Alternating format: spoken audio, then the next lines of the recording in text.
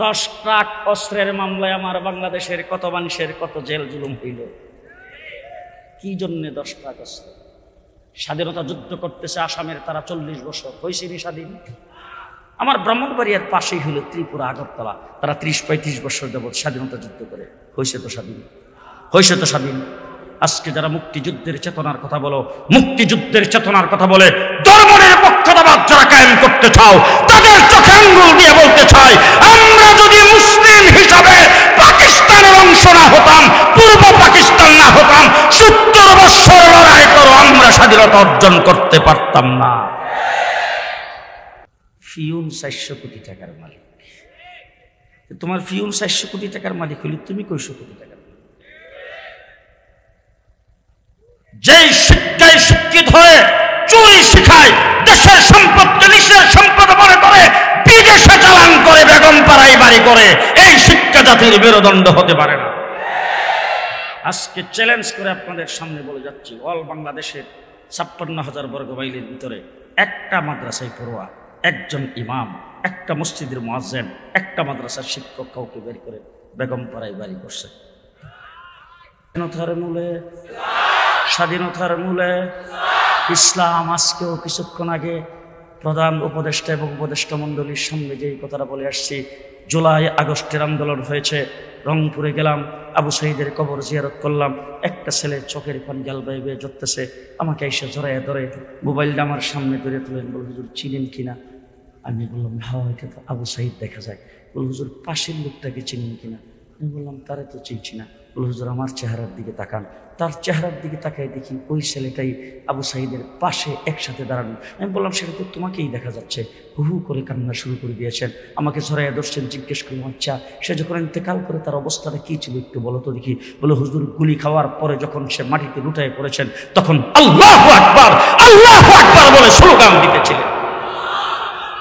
আরে আমার বাংলাদেশের ঢাকা শহরে, রাজশাহীতে, চট্টগ্রামে যারা আন্দোলন করেছেন জুলাই আগস্টের আন্দোলনে, মসজিদে আযান হওয়ার সাথে সাথে রাজপথে জামাতের সাথে নামাজ আদায় করেছে।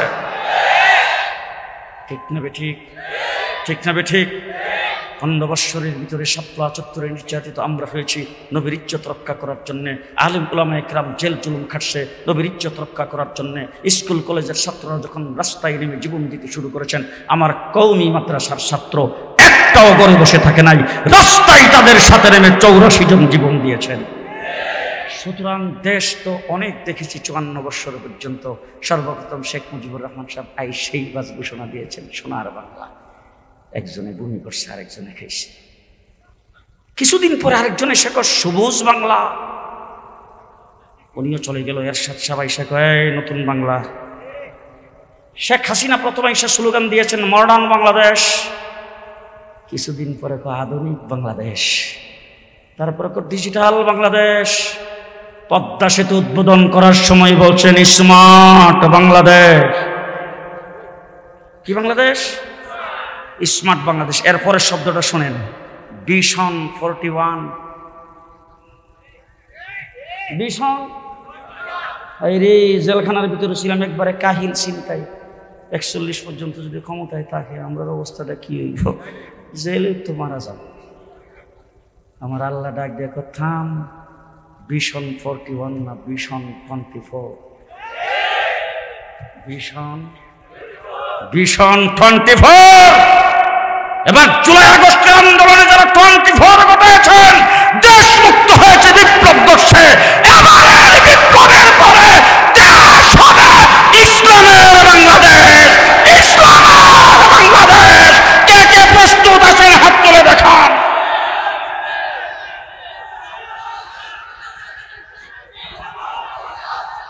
শেষ কথা আমি আপনাদের সামনে বলতে চাই, ইসলামের বাংলাদেশ করার জন্য যদি আবার শাপলা চত্বরে যাইতে হয়, প্রস্তুত আছেন? এবারের সংগ্রাম ইসলাম প্রতিষ্ঠার সংগ্রাম। আমাদের দেশে একটা প্রবাদ আছে, শিক্ষা জাতির মেরুদণ্ড। টকশোতে 3য় মাত্রাতে এখন অনেকের মুখ থেকে শুনি শিক্ষা জাতির প্রাণ। পৃথিবীর 100-তে 100% শিক্ষিত হয় যে সমস্ত দেশে, গোটা পশ্চিমা দুনিয়া, ইউরোপ, আমেরিকা, কানাডা, ওই সমস্ত দেশগুলি আমি বারবার সফর করেছি।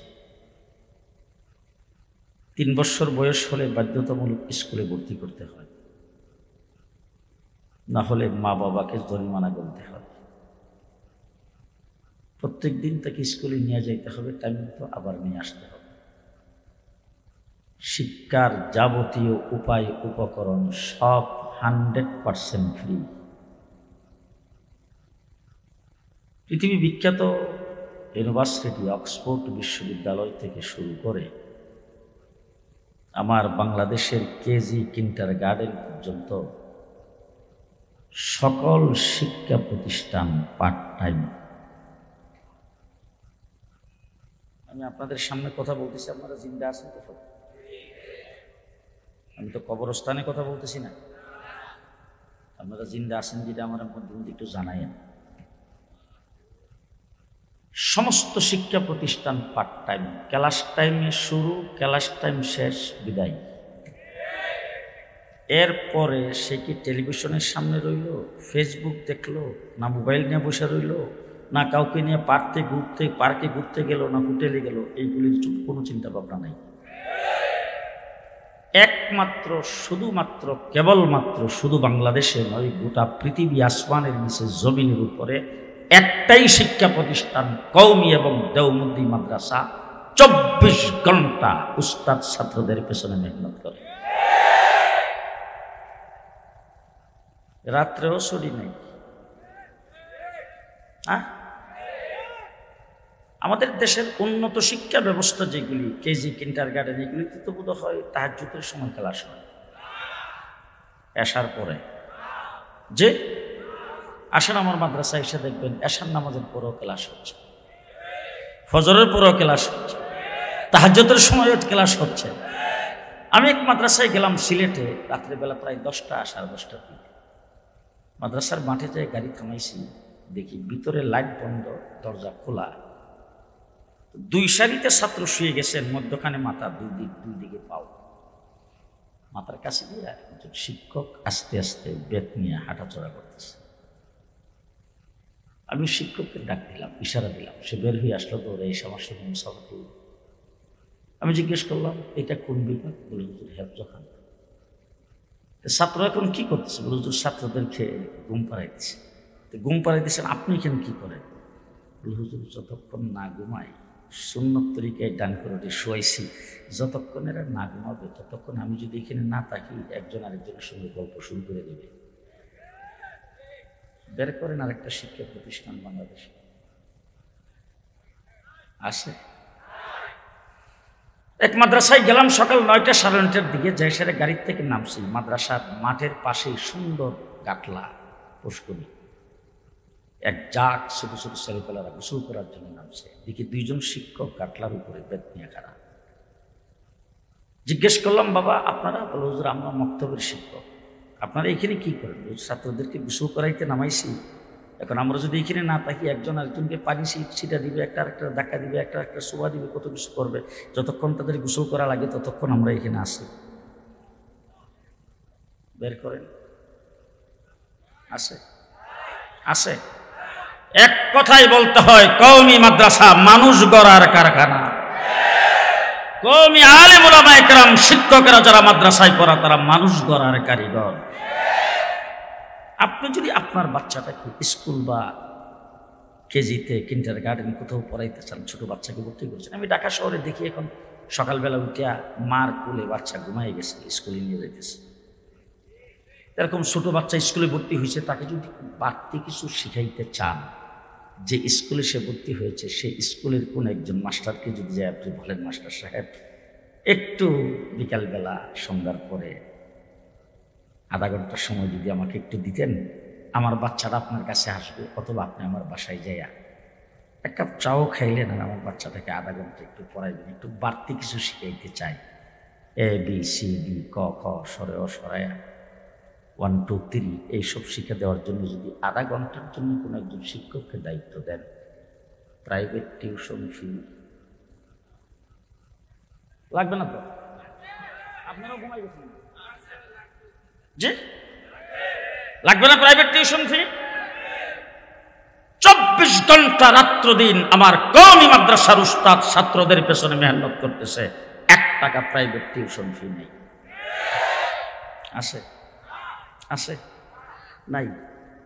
3 নম্বর কথা জিজ্ঞেস করতে চাই, আমার কওমি মাদ্রাসায় কত বছর বয়স হইলে রিটায়ার করে?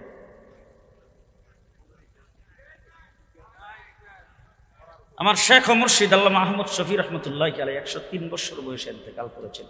রিটায়ার করেছেন কয় বছর? হাফিজি হুজুর কত বছর বয়সে রিটায়ার করছিলেন বলেন? রিটায়ারশিপ পেনশন কওমি মাদ্রাসায় নাই। মৃত্যুর আগ পর্যন্ত মানুষ গড়ার কারিগর হিসাবে ইলমের মেহনত করে যাচ্ছেন, দ্বীনের মেহনত করে যাচ্ছেন 24 ঘন্টা। শেষটা বলবো,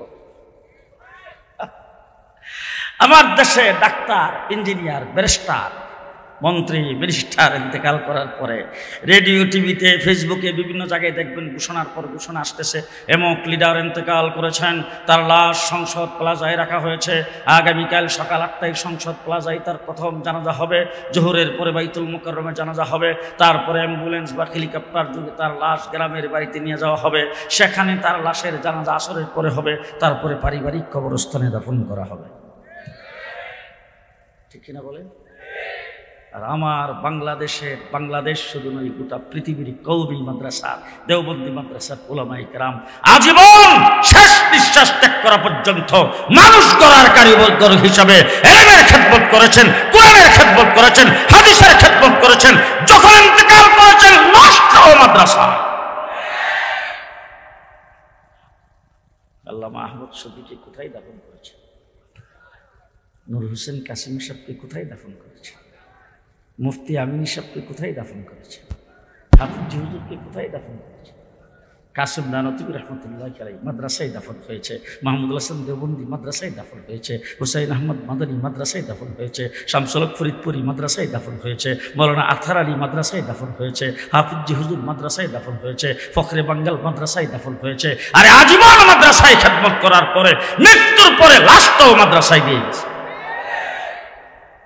শিক্ষা জাতির মেরুদণ্ড।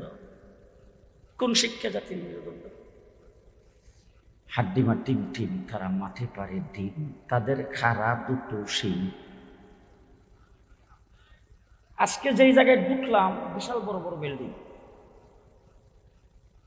যখন এখানে জিয়াউর রহমান সাহেব যখন এই এয়ারপোর্ট বানায়, ঢাকা শহর থেকে এয়ারপোর্ট অনেক দূর, এই রাস্তা দিয়ে যখন আসতাম, বিশেষ করে টঙ্গী ইস্তেমা থেকে যাইতাম, পূর্ব দিকে তাকাইলে ইয়া আল্লাহ, বিল আর পানি আর ক্ষেত।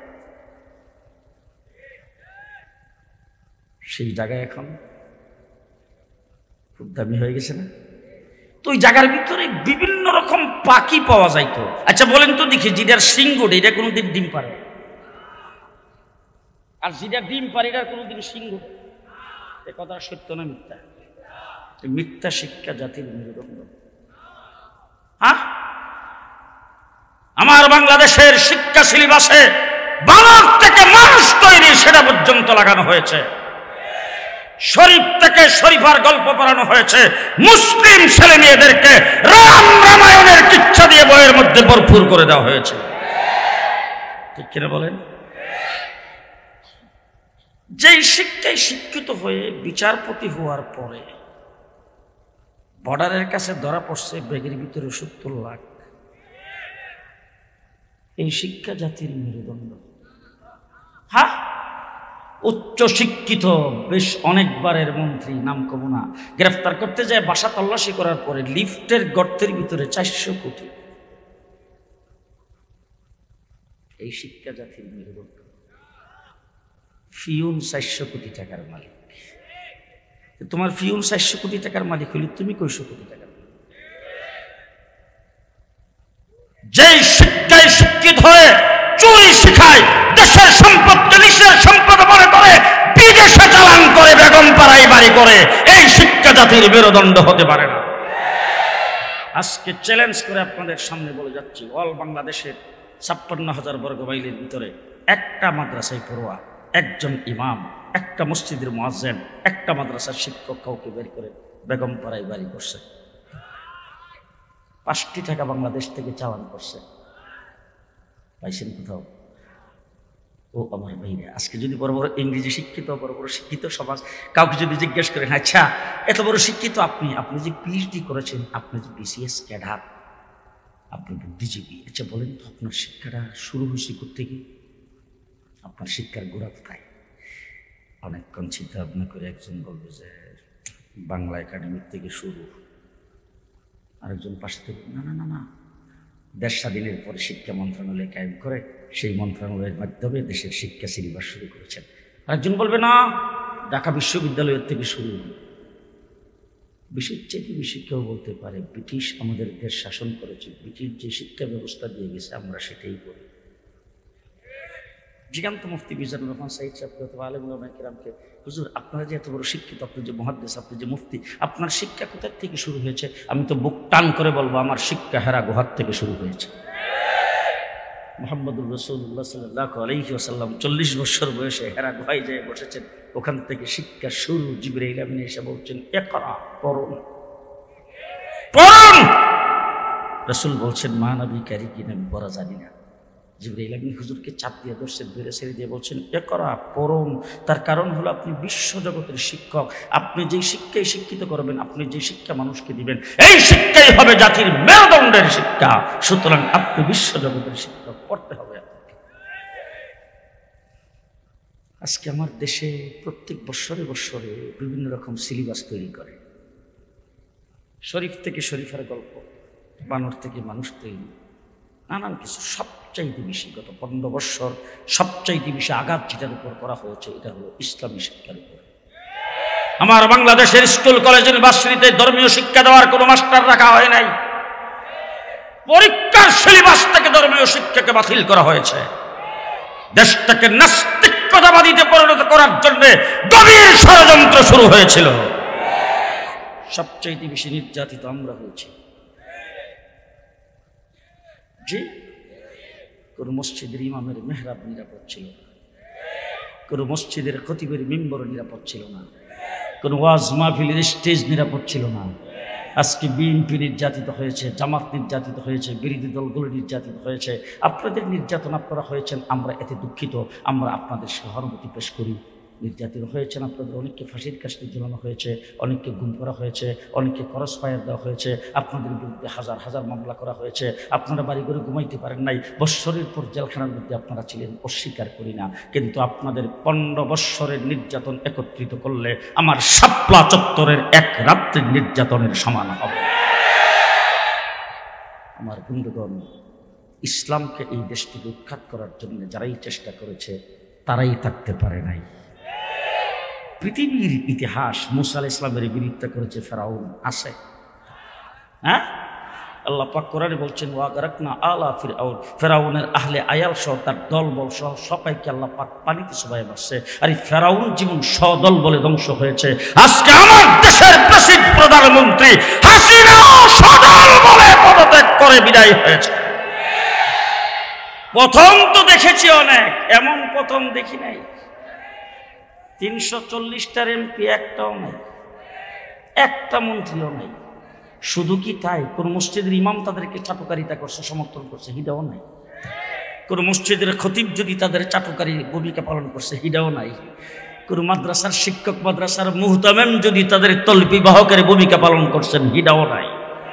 সব শেষ, সব শেষ।